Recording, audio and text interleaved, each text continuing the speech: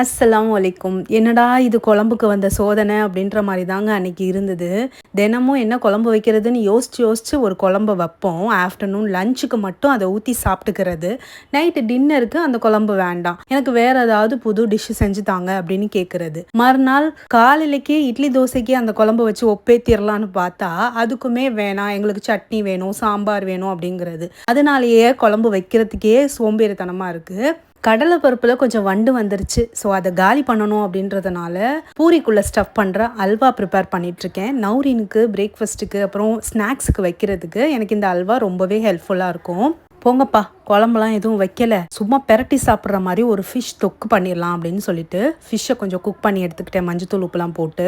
இப்போ ஒரு பேன்ல தாராளமா எண்ணெய் விட்டுட்டு, மஞ்சள் தூள், மிளகாய்த்தூள், கட் பண்ணி வச்சிருக்க பூண்டு, பச்சை மிளகாய் சேர்த்து வதக்குனதுக்கப்புறம், சின்ன வெங்காயத்தை நல்லா சாப் பண்ணி சேர்த்துக்கிட்டேன். இது நல்லா சாட்டே ஆகும்போது, மிளகாய்த்தூளும் கருவேப்பிலையும் சேர்த்துக்கிட்டேன். கொஞ்சமா புளி தண்ணி வந்து சேர்த்துக்கோங்க. ஃபிஷ் அப்படின்னாலே அந்த டேங்கியா இருக்கணும் இல்லையா? அதனால ஸோ இது நல்லா ஓரளவுக்கு சுண்டி வந்ததுக்கப்புறம், வேக வச்சு உதுத்து வச்சிருக்க அந்த ஃபிஷ்ஷை உள்ளே போட்டு நல்லா ஒரு மிக்ஸ் பண்ணிட்டேன். இது வந்து ஒரு தொக்கு மாதிரி நமக்கு ரெடி ஆயிடுச்சு.